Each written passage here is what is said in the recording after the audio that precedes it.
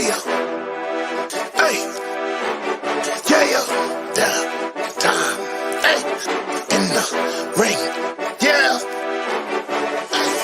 Down time in the ring, yeah, you know we get it on. Down time's in the ring, we gon' hustle till it's gone. Down time in the ring, yeah, you know we get it on. Down time in the ring, yeah, we got it till it's gone. Down time in the ring, yeah, you know we get it on. Down time in the ring, yeah, we hustle till it's gone.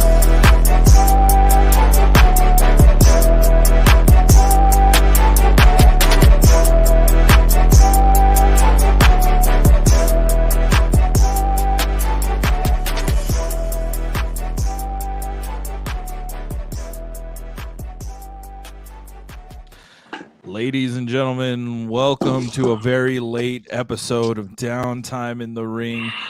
You know what? Normally I'll do the shout outs to everybody, but we really don't have to. Let's just get straight into the goddamn show, because holy shit, Morgan did want me to say something, and it was, she fucking called it. She fucking called it. She fucking knew that he was coming back. Dude, fuck, dude, I have not seen a pop that loud since we saw AEW live. I'm so happy that she enjoyed it. She fucking called it. Her fucking boy is back. But let's get into the goddamn show, because holy hell, dude. So my only thing to say is, and I said it in the group chat, is this company looks pretty fucking alive. Yes. For all those Poindexters who are gonna, I know wrestling history and AEW's dying. That looked, well, I mean, the only person who looked dying was Jack Perry after, being set on fucking fire. Other than that, everybody looks kind of alive, and so does the company. I'd say Darby looked pretty dead. he looks pretty solidly dead. That doesn't work. He got hit by a bus and still did this shit. Please help Darby. RB Dallin? That was an actual chant from the Las Vegas crowd. Please help Darby. He'll be fine. He'll be fine. He'll be there on Wednesday. We all know it. He'll go through another sheet of glass and do all that goddamn bullshit. But so we actually watched the. Hold on. So before we get into the actual show, get into the the meat and potatoes of the program, I never thought I would live to see the day that I could sit before you, my brothers, and everybody else of the wrestling world. I saw a man get set on fire tonight. Yeah. And then won the match. Yeah. Pro wrestling, ladies and gentlemen. I want to say it's back, but I've never seen that even be there before. So it happens now. So now, Jesus Christ. You think they saw that guy get hit with the lit chair on fire on the internet? Yeah. Oh, hey. Ironically, you said Jesus Christ. He was there too. He dapped up Will Ospreay, but we'll get into that right after the match. Holy shit, dude, you're right. So this was the fifth iteration of Double or Nothing in AEW's short history. And we had a couple of boring matches. I'm not gonna act like we didn't. We did, unfortunately, and it did go on at least one of them was on the ladies' side. But overall, it was a better pay-per-view than King and Queen of the Ring. I have to admit that. Absolutely. Because in King and Queen of the Ring, like, DJ texted me today and he was telling me his thoughts and my thoughts were almost the exact same. There was only like one match I would recommend from this year's King and Queen of the Ring. There's like 5 I would recommend just from this pay-per-view alone for anybody who wants to try wrestling or is still a little hesitant. I'm like, it literally had everything in there. But let's start with match 1. Roderick Strong, the AEW International Champion, went one-on-one against Bruv, the Billy Goat, Will Ospreay, in a hell of a match to begin the pay-per-view. What the hell, dude? Now, I'll be honest, I missed this first match. I didn't really tap in till afterwards. But when I got the call and knew, bruv, in the chat, the bruv was up. So they already knew what was up. And I already called it. I said that Will was going to win because expensive debuts don't lose. Expensive. I think that's been the theme of the evening here. Yeah, unfortunately, for the other match, the other debut. So, yeah, it was an amazing match. It reminded me a lot of the Incredicoaster from Disney California Adventure. Like, it just counts down and then it immediately shoots you off 100 miles an hour and you have no idea what's going on because you feel the rush. That's putting Will Ospreay in the opener of one of your big 4 pay-per-views. So I was like, holy shit, we're working. We ain't stopping now. I only got to see the latter half of this match, but it still delivered. It's an Ospreay match with Roderick Strong too.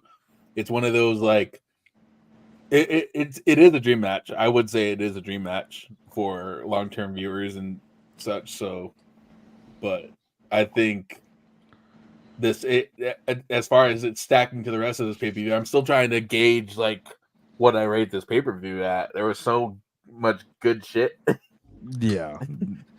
This for me, like I gave like a 6.5 for King and Queen of the Ring. Solid 9, almost 10 for this one. Like this one was one that I will always remember. I'll go back, rewatch this one. This one was fun. We had a first time ever, one of my buddies, first ever pay-per-view in his life was this one. And This I was was like, his first. Oh my God. So have you checked? I know we just went live. I mean, less than 10 minutes ago, we just went live. Have you checked on him? Is he okay? So he didn't watch Anarchy in the Arena. He stopped after the barbed wire steel cage because that's the one that he's been building up to. It was the buddy a couple of weeks back that I talked about. So he's been watching the House of Black and Edge storyline. So he was like, I'll watch until that match, and then I got to go focus on my family. So when he got that, I was like, you lucky bastard. If you see this, you dodged him. Yeah, you dodged something, boy. You got out early. I actually went to go make brownies at the beginning of the following match.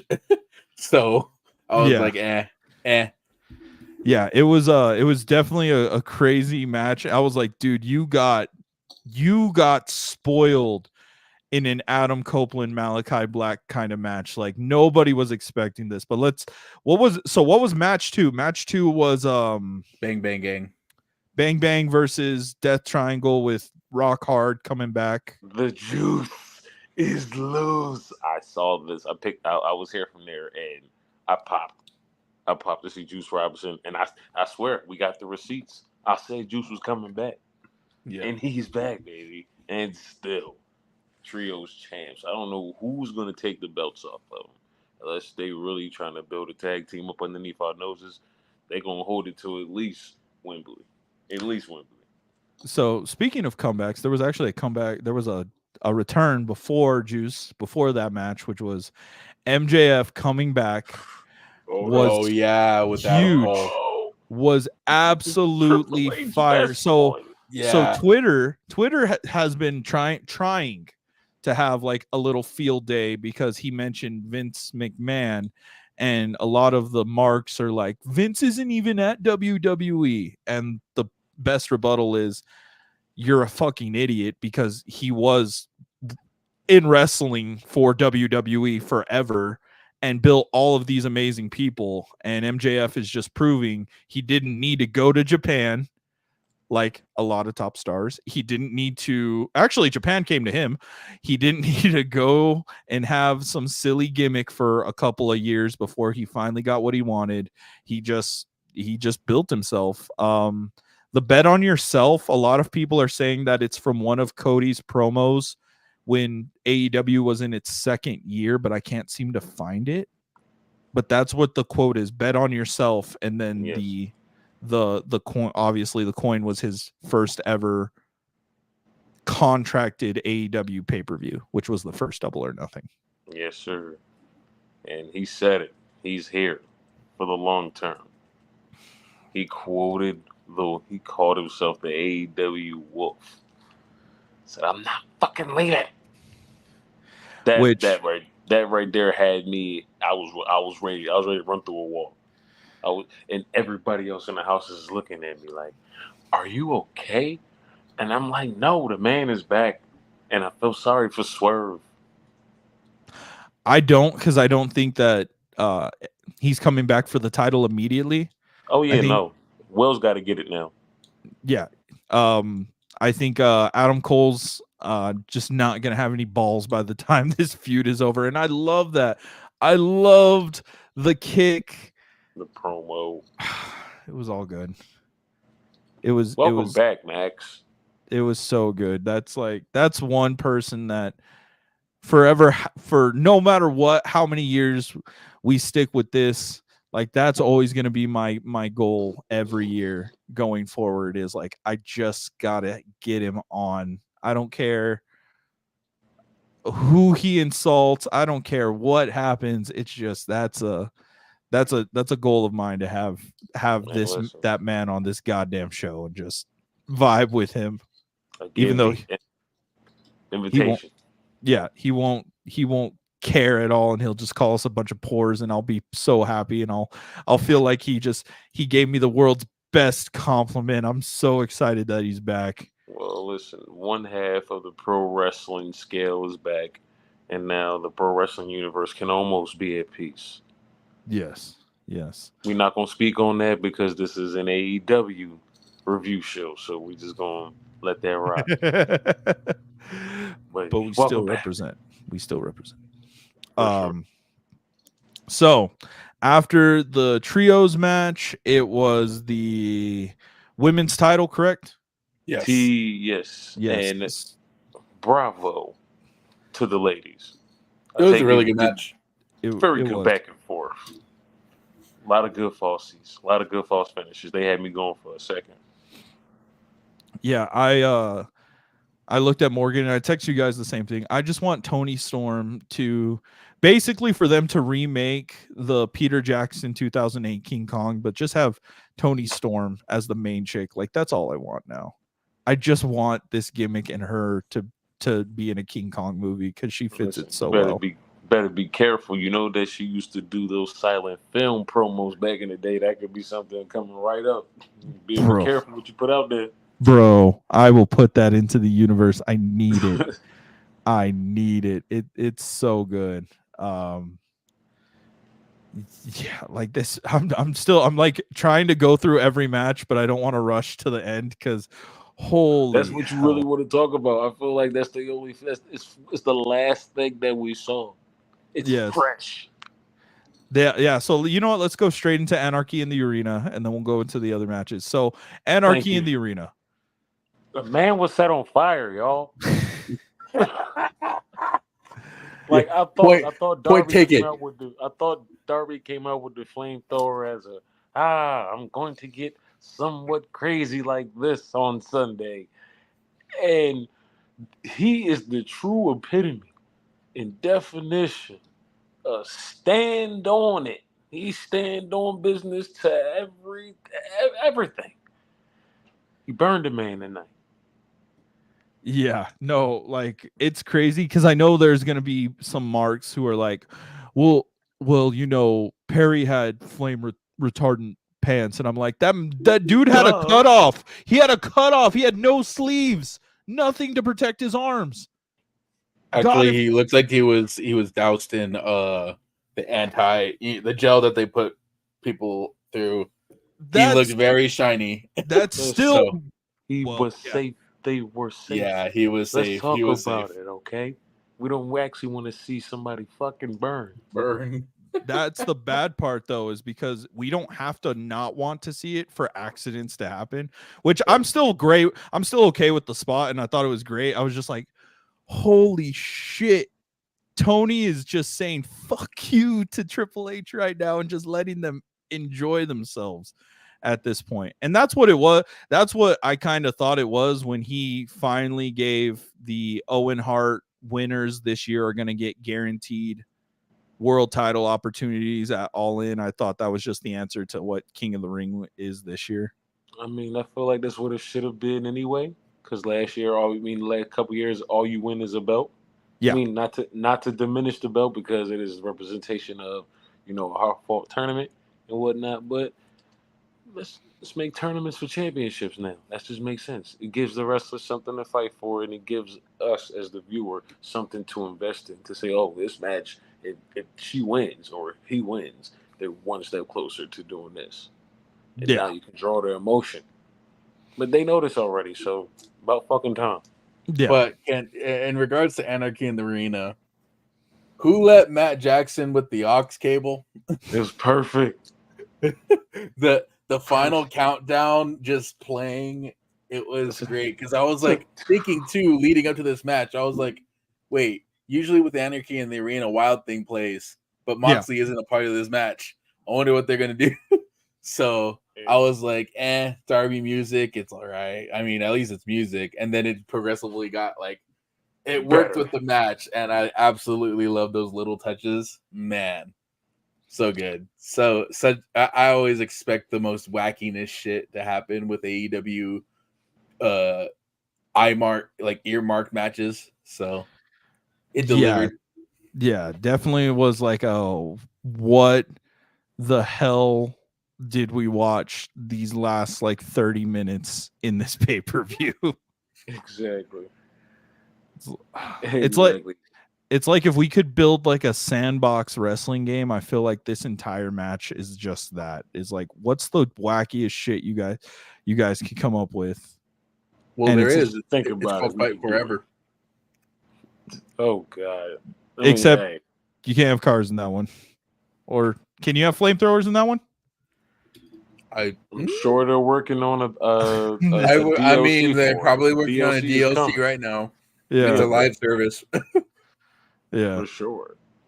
Man, listen, I feel like Anarchy in the Arena has to be what cocaine feels like when you take it. That's my thought. This is my thought process now, halfway through this match. Also, this is my thought process through the barbed wire steel cage match, because cheese and crackers, we'll get to that after we finish this, but the music, perfect. Matt talking about how it's a $200,000 song, y'all about to blow the budget. That had me in stitches.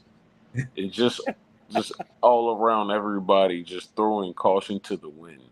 And I would be remiss if I did not shout out Justin Roberts for only topping what he said last year by just saying, welcome to the shit show. And then they delivered exactly what Justin started with.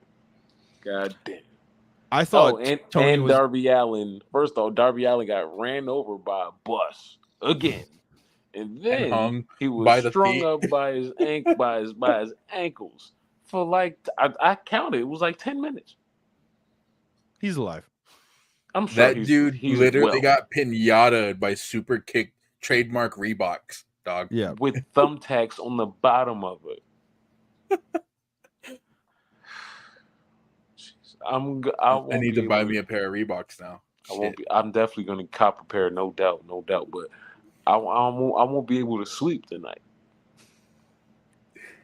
I won't, because that's a lot.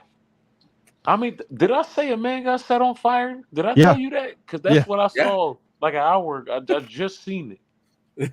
It just happened. I don't like. How do you? So if this was like a new fan, like if we're trying to pitch this to like a new person and they're like, I don't like the gimmicky 80s and 90s stuff, and I want something off the wall and crazy. Like, how the fuck do you say, oh yeah, so here's this match where this dude got ran over, then he lit someone on fire, and then he got hit like a piñata with a Reebok deal. Like, what the fuck? How do you, like, that's my thing, is in the production meeting, Does Tony just go like, give me y'all's wildest shit and let's see if we can do it? Well, he probably asks Mark Henry, Paul White, be like, hey, what's the craziest thing you heard Vince say? And let's do it. Yeah. Thank you, Joe. Best line, Okada. Here, try these. these. Like, Yes. I don't. And then I thought Tony was gonna have a bigger part in this match when Jack Yes. got him, instead of just being thrown on the ground and then watching as Listen, your scapegoat employee gets burned. look, man. Tony got the Melcher driver renamed after him after taking it. So I feel like Tony's good with spots and bumps for the foreseeable future. He's already footing the bill. I don't think he needs to do anything else. I did. I was like, I wonder what they're gonna do to him. I wonder if they're gonna put him through a table. What is this crazy shit that they are gonna do? And instead, they just threw him on the floor. He waddled away and Then he waddled away. waddle. So Oh, we can get away from this match. Let's actually go into the barbed wire steel cage that brought back the Brood, which I called that. I remember calling that in the live, that Brood Edge would be awesome to, or Brood Adam would be cool to come out, and we got it. He got the name. I feel like we're gonna get a Brood saga here for a minute. listen, it was a couple of times where I thought Malachi was gonna win. I really did. They did a good job, and realistically, they just went out there and beat the shit out of each other. Yeah. In my guesstimation, that these are two guys who I know knows what both of them could do, and they just said, "Fuck it, let's go out there and have a fucking barbed wire steel cage match." What really took me aback was seeing all the weapons and shit that they had laid out in the ring, which is like, oh, okay, so and they didn't waste no time either. So much blood, so much barbed wire, too much barbed wire, a whole lot of barbed wire, y'all. I thought it was a great match. And I feel like the double turn, the fake double turn at the end when they fell out the cage door, Yeah. and they stood next to him, just like, oh my god, is he gonna? Oh, no, we about to crucify this man as soon as we get back in the ring. Fuck is you talking about? This man had the whole Judgment Day saga in 30 seconds in AEW, the same way he did in And it was WWE. gone just like that. Yeah, And then he did. then that led to, as you said, Gangrel. Oh, the lights went off. I didn't know what the hell was going on. I was so nervous. But then Gangrel popped up from out the ring. Whew. I yelled. I was wondering, so when the lights were going off, my immediate thought was, who did they sign? Because there's nobody on the roster that would fit this gimmick. So who did they And- sign? That's And what I there's was no way thinking. Christian was gonna be back. Exactly. Yeah, I feel No way like he was gonna Edge be has like, been I trying to got get I feel like Edge has been trying to get Gangrel for like a while now. Yeah. Since last year, even if he was with the WWE, he was trying to be like, I want to work with Gangrel. So I was like, I mean, after the You Brood got it. entrance, same entrance theme, so and everything minus the skull, the disco skull he had for 39, but everything worked, and I was like, okay, Gangrel has to show up. Otherwise, who else could it be? Like Leo Rush with his new Blackheart, but that would make no sense. At all. At all. No. Like, that's why I was trying to think on the indies, like, who could fit being a vampire? And then I couldn't think of anybody. And then that's when Matthews got attacked, and I was like, oh shit, it's Gangrel. And Morgan had no idea who Gangrel was, so I had to explain. Like, I was like, oh yeah, there's a certain man back in the early 2000s that wanted vampires because they're sexy. And I was like, yes, this is exactly what it was. I He showed her saw the the picture. Lost Boys, bro. He saw the saw- Lost Boys. He saw an interview with, I think his original idea was from Interview with a Vampire and then Blade. I think that was the actual reason why he wanted the Brood in WWE. But Adam falling on his heels all the way I- from the top. Yeah, I think that I was getting ready to say that next. That should look gnarly. I pray that he's good. Because he was limping out that piece. He didn't walk real good. He got the belt, but he was hopscotching out the building. I pray yeah. that he ain't hurt himself because we cannot lose Adam right now. We cannot. We too hot. The show was amazing, and the momentum is only finna gather right before fucking Forbidden Door. We need everybody. He so I thought he fell. I thought he fell the same way most people did, was like just flat on his feet. But when you look at the picture, because people were taking pictures, he fell straight on his heels. Mhm. And then fell backwards. So I was like, that shit is just a straight shot through the spine. My thing That is, why didn't he just? He had enough space. He had more than enough space to clear just going. He could have just went and just landed. He was there. He would have caught him, no problem. Yeah, shout out Yeah. there, Joe. Yep. He's right on that. Yeah. He's correct in that regard. That's I think it probably may have just been pacing in the match, and then him just being like, okay, we got to go to the next spot. So I'm going to jump. And then he was like, oh, fuck. And he just, because somebody was like, an axe hammer or through a table? That's new. And I was like, oh, fuck, no. that wasn't supposed to happen. Oh, damn. He made it out, though. He definitely made it out okay. And my buddy, he Yeah. was like, oh my God, that was awesome. And I was like, I'm glad that you and the crowd loved it. Because I cringed like, I was cringing like a motherfucker. I thought it was, I was like, Edge is oh, gonna no. kill himself. I turned away. It was Before he like, I looked retires. away. Yeah, he's going to kill himself. For, Another match I looked away at, that For the World Triple Threat Championship match. oh, when we almost lost Hook and Big Bill. Jericho, Hook, and Shibata. Oh, yeah. There's 'Cause like, Big Bill when I say Big Bill was a half a second away from being impaled.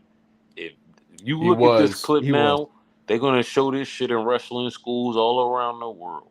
Pay attention to your positioning and know what the fuck you're doing. Yeah. And he sold that shit like he was about to die. So shout out to Big Bill on the night. I think I hated that match. I'm a big Jericho guy, and I still hated that match. Brian Keith, you Welcome know, to the learning tree. you know what? I called him the Reading Rainbow. That's awesome. Yes. Like that's great. That's great. I mean, it was cool that he hired the bounty hunter to help him win. Very smart. Gets Brian Keith on the pay-per-view. Gets, you know, that's great. That's awesome. I didn't like the match overall. It was funny because Chris was like, Shibata's about to just whoop Hook's ass. And then they just both whoop on Jericho. And I was like, oh, okay, so we're gonna do this. And then somebody's magically gonna, you know, fuck up, and that's how Jericho wins. The dice was cool, but I fuck bet no. you that was annoying as Absolutely shit to not. land Not on every time. Every Yeah. single time. Yeah. Jesus Christ. I felt every time like Hook was thrown and he landed on the back of his head, I'm just thinking of a die just like lodging itself. And I'm like, ugh. Cheese and crackers. Or like Hold on, God. would you rather? Oh, shout out to the bounty hunter. Yeah, somehow. So, let me ask you this: would you rather do a spot, do a backdrop spot in the dice or the tax? The tax. The tax will go straight through. The dice, depending on which part of the ring you hit, they're just gonna tear. If you're fucking hitting them hard enough, they'll just fuck you up entirely. I'd rather just do the spikes. At least I know that I can take out the thumbtacks after, instead of having all those scars. Like, screw that. No. Especially if you hit it like closer to the apron. Oh no, I do not want those dice at all. Ugh. It's like stepping on a Lego, but the Lego's then gonna spread through your foot. But you know what? I'll tell you, I would rather do a Samoa Joe nope spot before I take either one of those. I'm just let you know that right Nope now. spot. Nothing out immediately. Oh my god. Yeah, or the back in AEW Dark Days during the pandemic when Peter Avalon did the D4 spots. Right. When he poured the bag of D4s because they're just pointy triangles. Right. Oh shit, no. No, that match I didn't like it. It's that match, and then it's the women's TBS championship match are the two matches I was just like, I don't care. I checked out at that point because we all knew what was coming. We all saw it from a mile away. So when it actually just played out, it was just like, okay, it worked. Let's see where we go from here now. I didn't like the motivational and if you dream you can believe, and I understand. I actually, you know what, I don't understand because Mercedes is the heel in this situation, yet she's trying to give the awe-inspiring lift up women entrance. So I was kind of confused because I initially thought that was Willow, and I was like, oh, this is interesting. Have Willow come out first, and that obviously is going to make Mercedes guaranteed the win, and then it was Mercedes, and I was like, she's the heel. So why are we doing this kind of entrance? And then just completely go left field and have Chris Statlander just turn on her too afterwards. Yeah, with Stokely, wild. Which was like, oh, I texted y'all. Stat turned on Willow, no pause. Yeah, I understand what you're saying, like the money, but even the money that just doesn't make sense to have her be the face as a heel. Like I don't know. I'm confused about that one. I mean, I feel like she's being portrayed as a heel because no one is really enjoying her right now. And I mean, she just got here, and it's a lot of pomp and circumstance around it. And at this point, she just got to get into the flow of things and just start putting on matches with everybody and just start cooking. Otherwise, if we're going to maintain this, she's a big star and we're only going to have her in the ring at limited times and she's just going to do mad promo work, that shit's going to get old. But you just talked about Saraya. That's basically what you did. You just talked about Saraya. That's true. Either way. Only time will tell. Yeah. How is Britt Baker doing? Is she good? So here's the thing, because a lot of people are confused.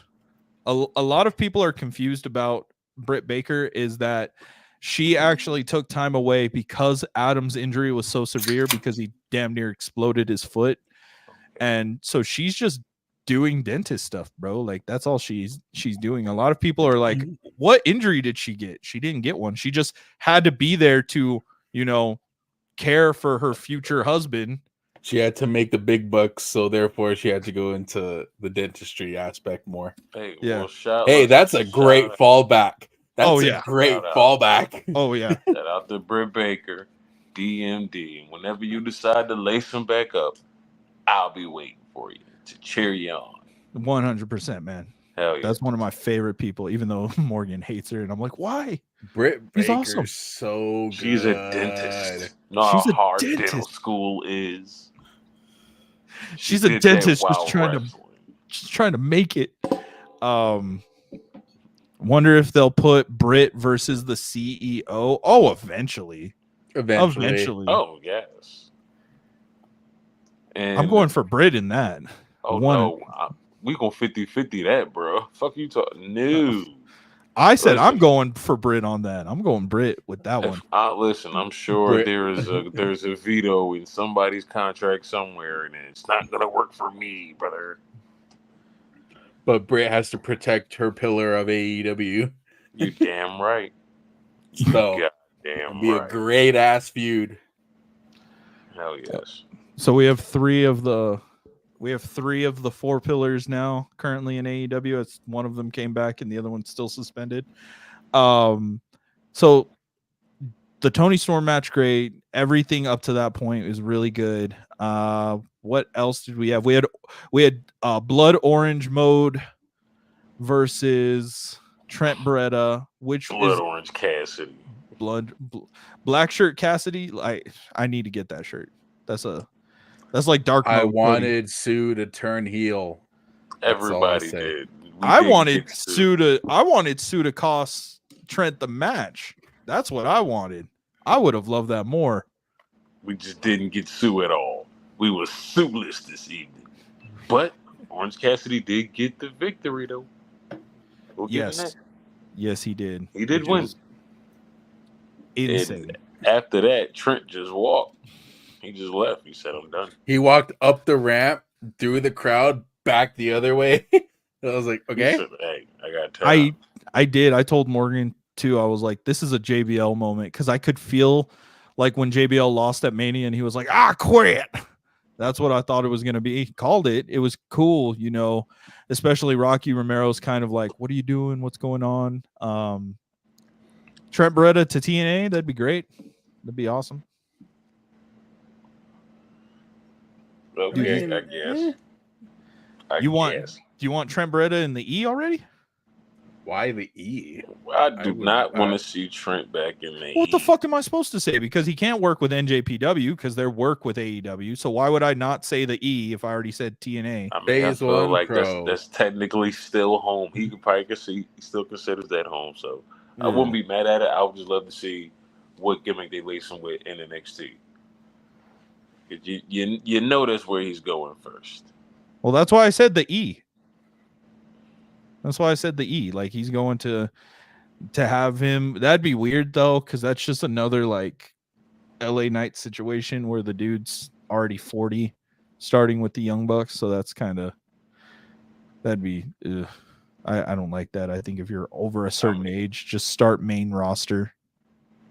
NXT's literally for 20-year-olds.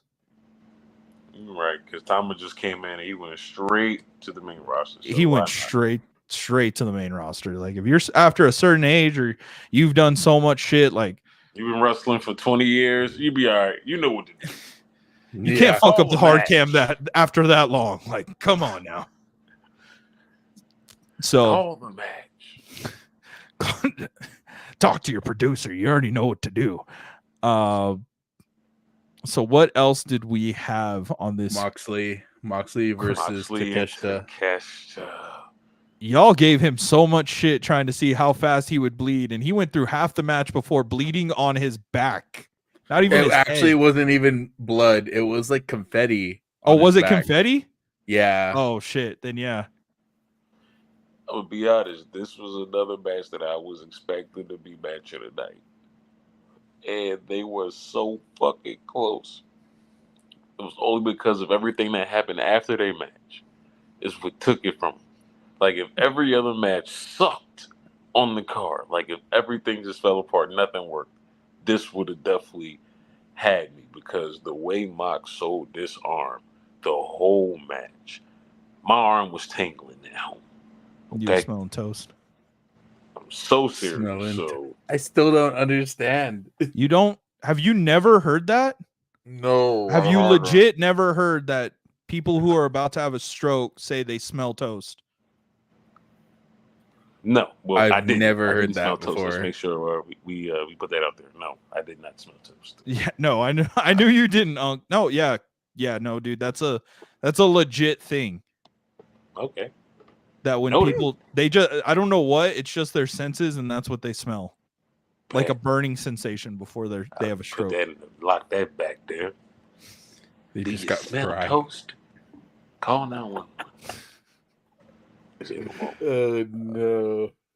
I don't even Oh, know what no. you said. If you smell toast, call 911. Yeah, That's just it. just straight up Save like yourself. save yourself. Boy, Yeah, it was a good match. I gotta be with you on that one. It wasn't match of the night. Kind of makes me wonder where they're gonna go with the whole IWGP thing. If he'll be evil, I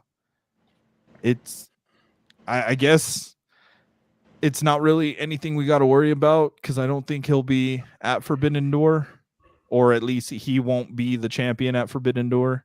Maybe it might be evil or something just to get another name out here. Which We have the dates for Forbidden Door. The date for AEW World's End was leaked earlier today by accident. So that's kind of cool. We know when that's going to happen. Another cross promotion pay-per-view.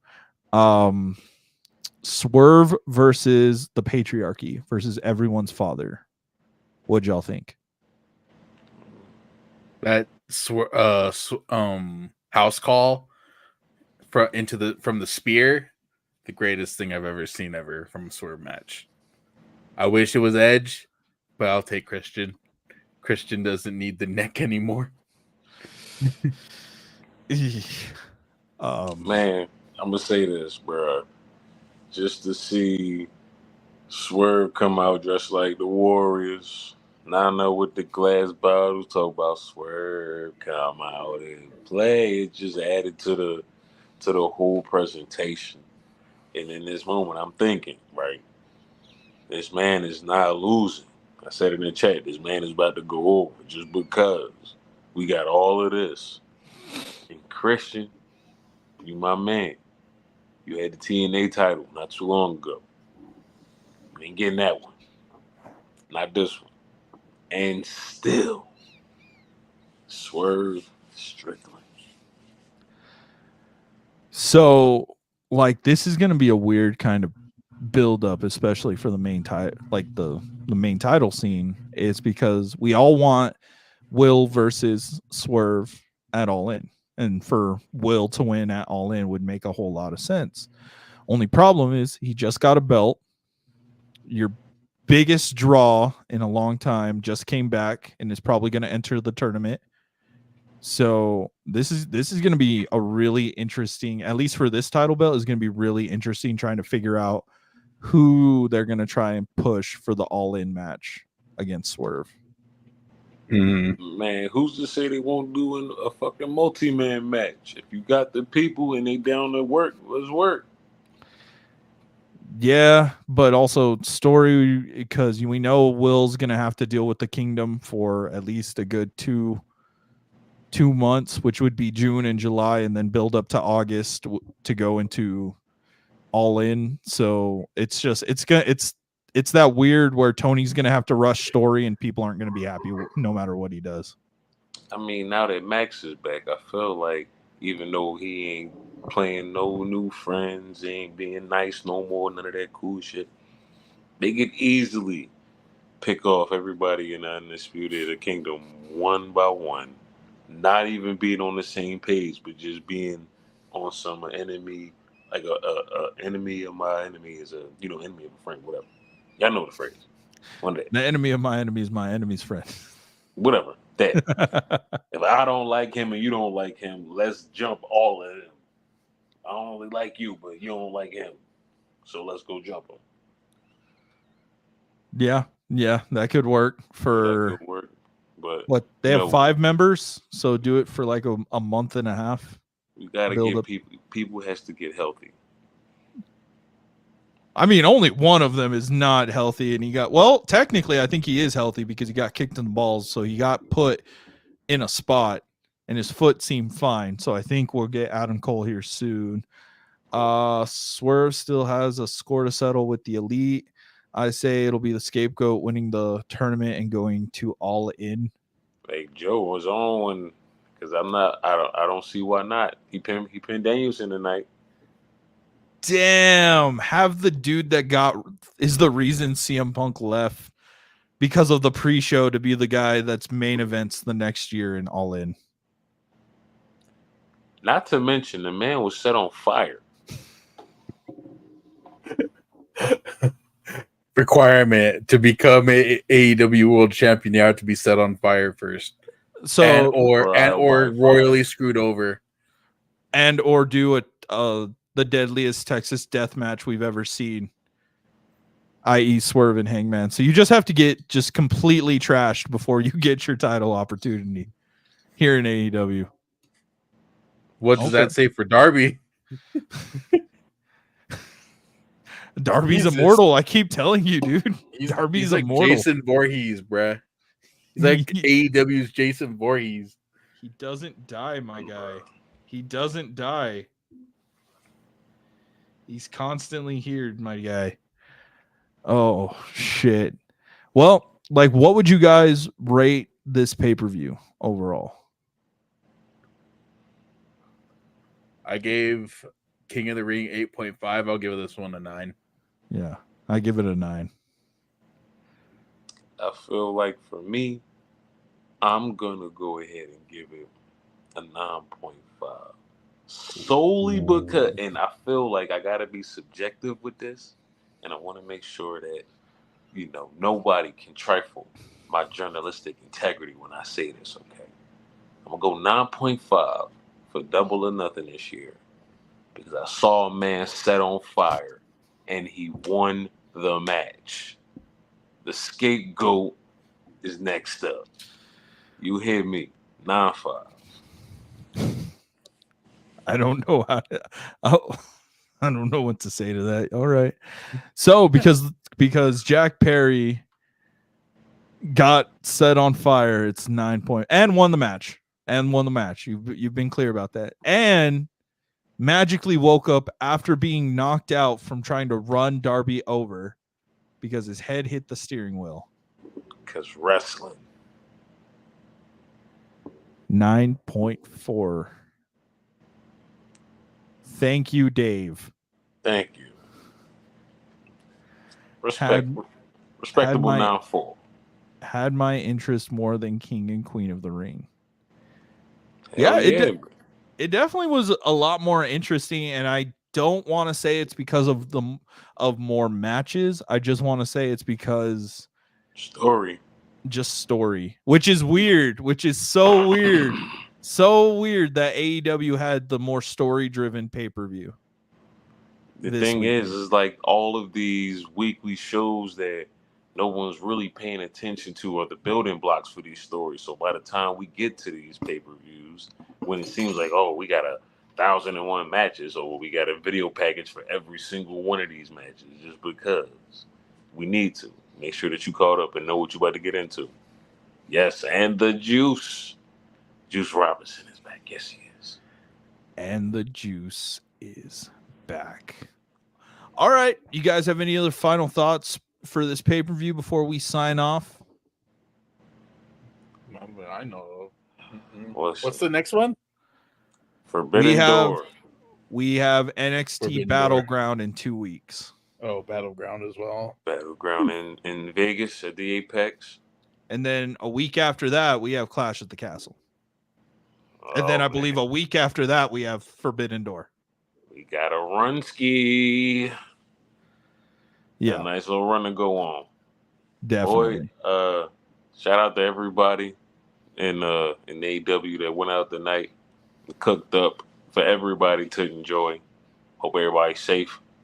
Somebody go check on Darby Allin. That's all I got. All right. Well, ladies and gentlemen, this is it for our post show. We're a little tired. We are very, very appreciative that we have this many viewers tonight after a pay-per-view. We love you guys. Thank you so much. You can catch Uncle Black at 2.5 heels. Follow him at 2.5 heels on Instagram.